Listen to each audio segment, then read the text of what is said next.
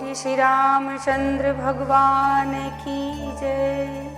श्री हनुमान जी महाराज की जय। आइए प्रभु की आरती उतारते हैं। आरती अवध बिहारी की, दयामयी जनक दुलारी की। आरती अवध बिहारी की, दयामयी जनक दुलारी की। सिंहासन सोहे युगल सरकार, परस्पर हंसी है रत हर बार। मधुर कछु बोल लेते मन मोल, ललित छवि प्रीतम प्यारी की। दयामयी जनक दुलारी की। आरती अवध बिहारी की, दयामयी जनक दुलारी की। अलोकत पाय अंजनी लाल, निरख पग पंकज होत निहाल। कहत रघुराई धन्य शिव काई, पवन सुत गिरिवर धारी की। दयामयी जनक दुलारी की। आरती अवध बिहारी की, दयामयी जनक दुलारी की। आरती जो कोई जन गावे, प्रभु पद प्रेम अवश्य पावे। शरण यदा श्री धरे अवुभे, बोलिए जय भयहारी की। दयामयी जनक दुलारी की। आरती अवध बिहारी की, दयामयी जनक दुलारी की। दयामयी जनक दुलारी की। दयामयी जनक दुलारी की। बोलिए श्री हनुमान जी महाराज की जय। श्री रामचंद्र भगवान की जय। ओम श्री गणेशाय नमः। श्री सरस्वत्यै नमः। श्री गुरुचरण कमलेभ्यो नमः। श्री मातृपितृ चरण कमलेभ्यो नमः। ओम हनुमते नमः। ओम हनुमते नमः।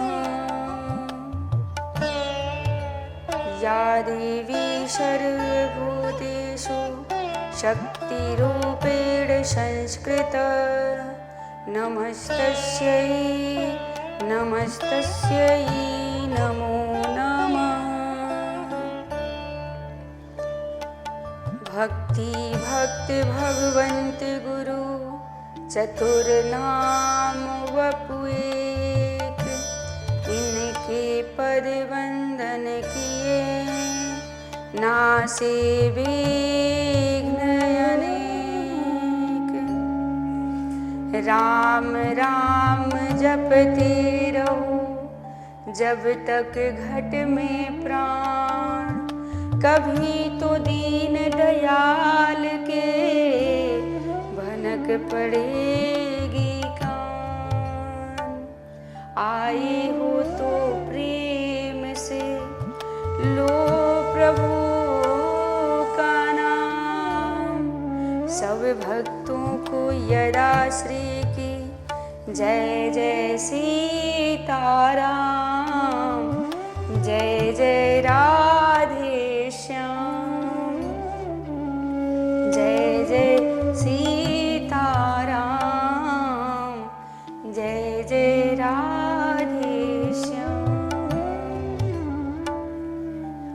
जन सुत महावीर तेरा संकट मोचन नाम। शुद्ध चित्त तेरे अर्चन से सिद्ध हो सारे काम। निष्ठावान के सिर पे दया की रखियो हाथ। निष्ठावान के सिर पे दया की रखियो हाथ। जीवन के इस सफर में प्रभु रहना हमारे साथ, रहना हमारे साथ। श्री गुरु चरण सरोज रज निज मन मुकुर सुधार।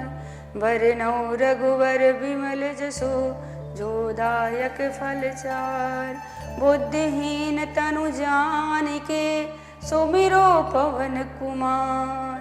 बल बुद्धि विद्या देहु मोहि हरहु कलेश विकार। हरहु कलेश विकार। बोले श्री हनुमान जी महाराज की जय। श्री रामचंद्र भगवान की जय।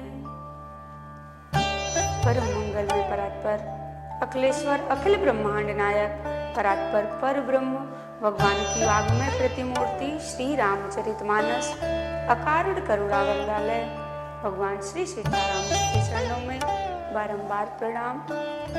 श्री राम कथा के रस रसिक अनंत बलवंत अंजनी नंदन वायु पुत्र श्री हनुमान जी महाराज के चरणों में बारंबार नमन वंदन अर्चन करते हुए आप सभी श्रोताजन, सभी भक्तजन, सभी कथा प्रेमी के चरणों में बारंबार प्रणाम। जय श्री राम। राधे राधे। बोलिए श्री रामचंद्र भगवान की जय। आइए बड़ी भाव के साथ, बड़ी श्रद्धा के साथ, बड़े प्रेम के साथ भगवान की कथा में प्रवेश करेंगे। भगवान की दिव्यमयी कथा। कहते हैं कि जो कथा में बैठकर मन कहीं और लगाता है तो ऐसी कथा में बैठने का कोई लाभ नहीं है। अगर कथा में बैठे हैं तो केवल पूरा ध्यान प्रभु के चरणों में, प्रभु के कथा में ऐसे सुने कि प्रभु में डूब जाइए, भाव विभोर हो जाइए। देखिए कथा न सुनने का क्या परिणाम होता है। कथा में बैठकर हम कथा नहीं सुनते तो हमारे भीतर भ्रम उत्पन्न हो जाता है, भ्रमित हो जाते हैं, हमें समझ में नहीं आता है भगवान कौन है, भगवान क्या है, कैसे हैं, कुछ नहीं पता चलता। सती मैया जैसे इनको जब भ्रम हो गया तो हमारा और आपका क्या कहना। ये तो जाहिर सी बात है कि भ्रम होना तो सही है, क्योंकि इसीलिए कहते हैं कि भगवान की कथा में भगवान पे कभी भी भ्रम नहीं करना चाहिए। भगवान भोलेनाथ ने मना किया पर मैया नहीं माने और जाकर अपने शरीर को भस्म कर ले। वही मैया सती के रूप में प्रकट हुई हैं, कठोर तपस्या करती हैं। तपस्या करने के बाद आकाशवाणी हुई है कि अब अपने घर जाइए, आपको शिव की प्राप्ति होगी। मैया बड़ी प्रसन्न हुई, आती हैं अपने घर पिता के साथ। आगे भगवान शिव का चरित्र क्या कहता है। कहते हैं जब ते सती जाई तनु त्यागा, तब ते शिव मन भय बिरागा।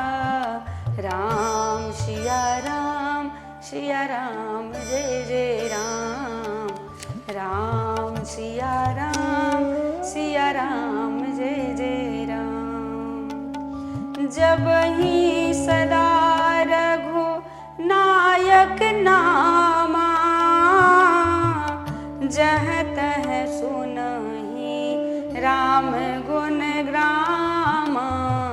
राम सिया राम जय जय राम। राम सिया सिया राम जय जय राम। जब से सती मैया अपने शरीर का त्याग किया तब से प्रभु श्री राम बैरागी बन गए।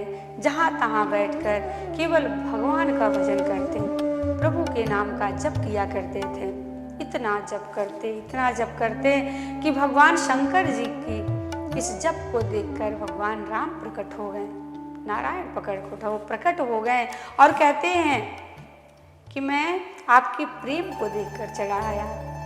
नीम प्रेम शंकर कर देखा, अविचल हृदय भगति के रेखा। प्रगटे राम कृतज्ञ कृपाला, रूप शील निधि तेज विशाला। प्रभु शिव जी का अटूट प्रेम देखकर, अटूट श्रद्धा देखकर भगवान नारायण प्रकट हो गए। भगवान को देखते ही भगवान शंकर खड़े हो गए, इतने प्रेम मगन हो गए। राम जी ने खूब उनका प्रशंसा की, इतनी प्रशंसा की कि भगवान शंकर जी प्रसन्न हो गए और वरदान मांगने की जगह वरदान देने के लिए खड़े हो गए। वरदान मांगिए।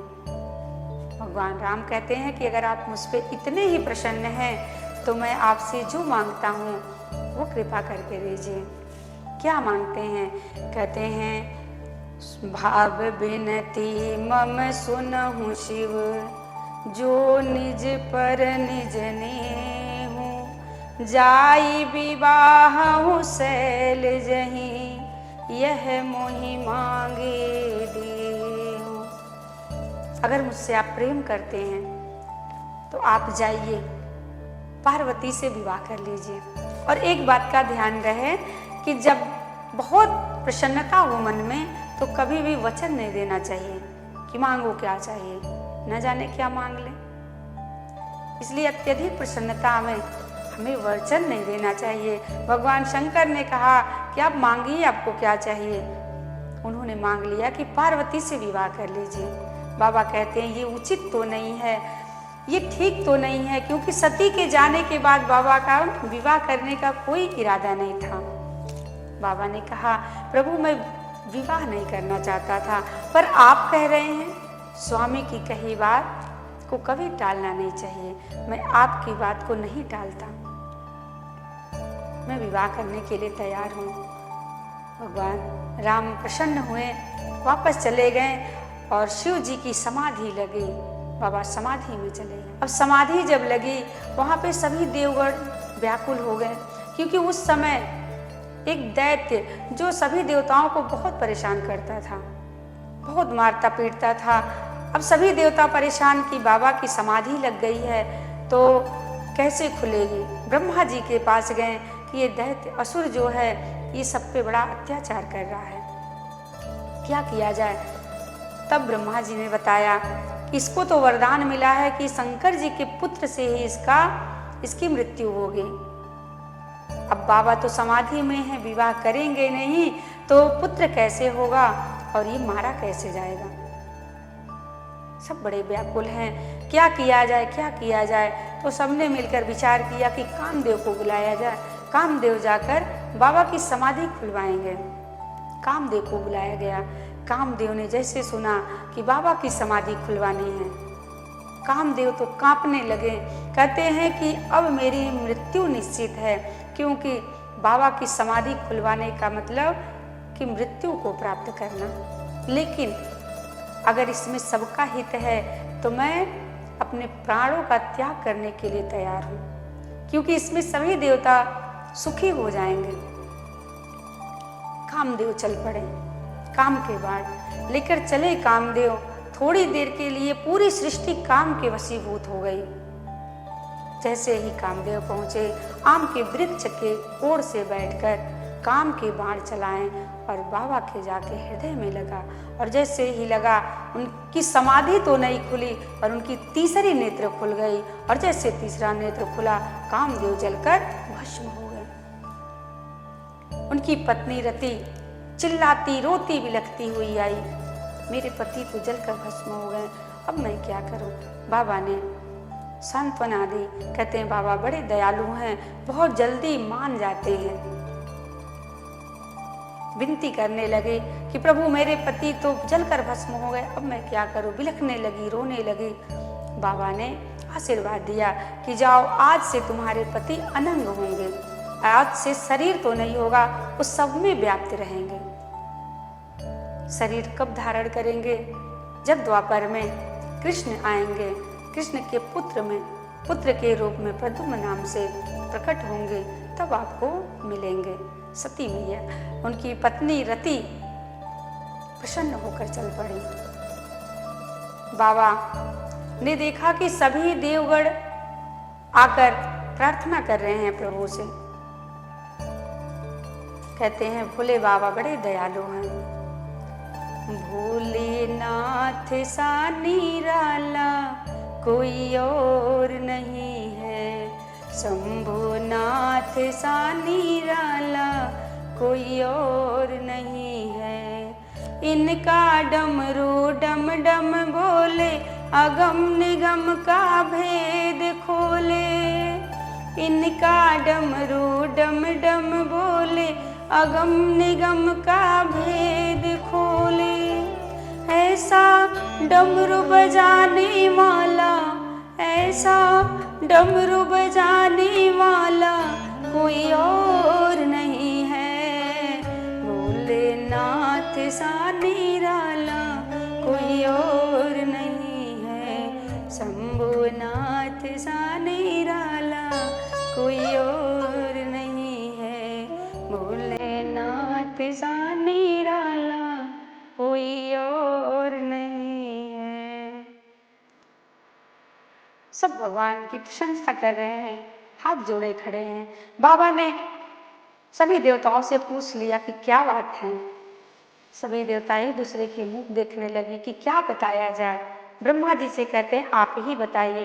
ब्रह्मा जी सोचते विचारते कहते हैं कि प्रभु ये सब देवता जो है ना आपके पास इसलिए आए हैं कि अपने नेत्रों से आपका विवाह देखना चाहते हैं।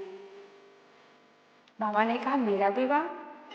बोले हाँ, आपका विवाह देखना चाहते हैं इसलिए पधारे हैं।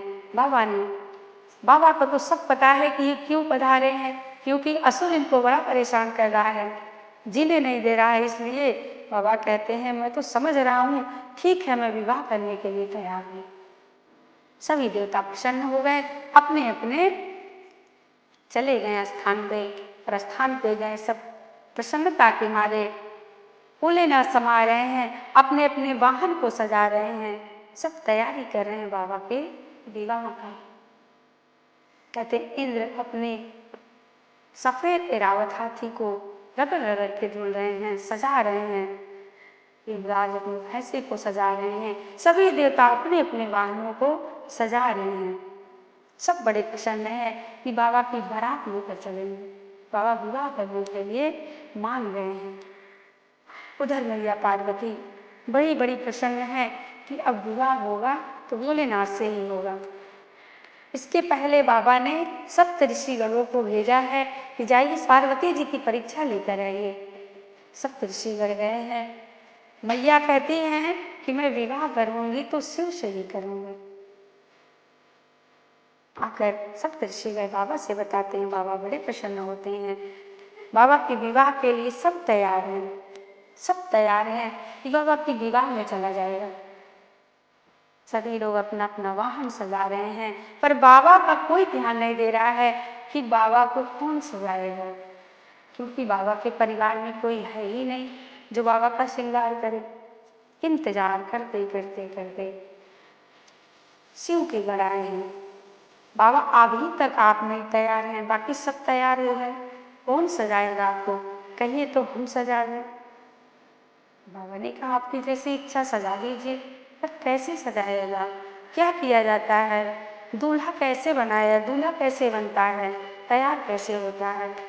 एक गण ने कहा कि दूल्हे के सिर पे मोर होता है, सेहरा बनाया जाता है, मुकुट बनाया जाता है। सबने मिलकर जो बाल उनके बिखरे हुए थे उन बालों को समेटकर एक सुंदर सा मुकुट बनाया गया। उस पे एक मणिदार जो मणि वाला फन वाला नाग होता है, उस नाग को उस पे बिठाया गया। एक ने कहा कि वो हार भी पहनते हैं, माला भी पहनते हैं। पतले पतले सांपों को लाया गया, गले में पहना दिया गया। यज्ञोपवीत जनेऊ के रूप में एक मोटा सा सर्प पहनाया गया है। एक गढ़ बोला कि पाउडर भी लगाना होगा। कहते हैं शमशान से जाकर उसने राख लेकर आई, किसकी? चिता की राख। उसी को भस्मी बनाकर बाबा के शरीर पे लगा दिया गया है। सभी गढ़ बड़े प्रसन्नता के साथ बाबा को सजा रहे हैं, आगे लड़ियां लगा रहे हैं। शिवहि शंभुगन करहि सिंगारा, जटा मुकुट यही मोरु समारा। कंगन कुंडन पहिरे ब्याला, तन विभूति पटके हरि छाला। बाबा का श्रृंगार हुआ है, सर पे गंगा मैया हैं, माथे पे चंद्रमा सुशोभित हो रही हैं और बैल की सवारी है। बड़े प्यार के साथ सब लोग सारे शिवगढ़ सजाए हैं। उसी समय सभी देवता आए हैं। देवता देखते हैं इनके रूप को, सब तो आनंदित हो गए। कहते हैं कि जिस तरह दूल्हा है इस तरह दुल्हन नहीं मिल सकती। बाबा बारात लेकर चले हैं। सभी देवता देखते हैं कि तो बाबा के साथ अगर जाएंगे तो वहाँ जाने के बाद हमें जलपान भी प्राप्त होने वाला नहीं है। इसलिए सभी देवता मिलकर मीटिंग करते हैं कि चलो हम लोग आगे निकल चलते हैं। विष्णु जी, इंद्र, सभी देवता मिलकर भगवान के साथ चल पड़ते हैं। बच्चे बाबा अकेले, कौन उनके साथ जाए? उनके गढ़ बोलते हैं बाबा सभी बाराती चले गए, अब क्या होगा? बाबा ने कहा कुछ नहीं होगा, अपने गढ़ों को बुलाया जाए। एक ने कहा हर हर महादेव, हर हर महादेव, हर हर महादेव। जैसे ही जय घोष हुआ सभी उनके गढ़ पहुंच आए। गढ़ कौन है? भूत प्रेत निशाच बेताल जितने भी हैं सब पहुंच आए। किसी के एक आंख है तो किसी के कई कई आंखें हैं, किसी के पैर हैं तो किसी के 10-10 पैर हैं, किसी के एक भी नहीं है। ऐसी विचित्र बारात तैयार हुई है और बाबा के साथ चली। सब नाचते गाते पहुंचे हिमांचल नगरी। पहुंची भोला की बरतिया हिमांचल नगरी, हिमांचल नगरी हो हिमांचल नगरी। पहुंची भोला की बरतिया हिमांचल नगरी। आगे आगे मुदित देवगढ़ वाहन विविध विराजे। आगे आगे मुदित देवगढ़ वाहन विविध विराजे। पाछे शिवजी अजब वेश में बिकट बराती साजे। हुई हैं कवन नगर के गतिया हिमांचल नगरी। पहुंची भोला की बरतिया हिमांचल नगरी, हिमांचल नगरी हो हिमांचल नगरी। पहुंची भोला की बरतिया हिमांचल नगरी। पहुंची भोला की बरतिया हिमांचल नगरी। बारात पहुंची है, सभी लोग बड़े आनंदित हुए। सभी देवता पहले पहुंचे। मैया सुने ना बड़ी प्रसन्न हुई, इतना सुंदर दूल्हा। नारद जी ने कहा ये दूल्हा नहीं है, दूल्हा भी पीछे आ रहा है। मैया ने सोचा बाराती इतने सुंदर है तो दूल्हा कितना सुंदर होगा, बड़ी प्रसन्न है। नारद जी ने कहा जब तक दूल्हे को नहीं देख रही है तब तक प्रसन्न हो लीजिए, जैसे ही दूल्हे को देखेंगे प्रसन्नता गायब हो जाएगी। बारात को देखकर मैया प्रसन्न है। और जब बाबा की बारात आई, एक छोटा सा बालक दौड़ा दौड़ा गया, देखता है कि भूत पिशाच आए हैं बारात में। भागा भागा अपनी माँ के पास गया, हाथ कांपता हुआ माँ से कहता है कि माँ ऐसी बारात आई है, कि जैसे मानो यमराज की बारात आई है। कहते हैं आज अगर कोई जीवित बच गया वही देख पाएगा, उसके बड़े पुण्य होंगे वही विवाह देख पाएगा, अन्यथा आज कोई बचने वाला नहीं है। ऐसी विचित्र बारात भगवान की आई है। बोलिए भोलेनाथ बाबा की जय। आज की वाणी यहीं पे समाप्त करते हैं। यहीं पे प्रभु के चरणों में अपनी वाणी को अर्पित करते हुए आज की कथा का समापन यही करेंगे। कल फिर मिलेंगे भगवान की कथा के साथ और प्रभु के चरणों में हम सभी लोग बोलेंगे जय श्री राम। आइए आप भी करते हैं। मन में बसा कर तेरी मूर्ति उतारूं मैं रघुवर तेरी आरती। मन में बसा कर तेरी मूर्ति उतारूं मैं रघुवर तेरी आरती। करुणा करो कष्ट हरो ज्ञान दो भगवन, भव में फंसी नाव मेरी तार दो भगवन। दर्द की दवा तुम्हारे पास है, जिंदगी दया की है भीख मांगती। मन में बसा कर तेरी मूर्ति उतारूं मैं रघुवर तेरी आरती। उतारूं मैं रघुवर तेरी आरती। बोलिए श्री रामचंद्र भगवान की जय। श्री हनुमान जी महाराज की जय।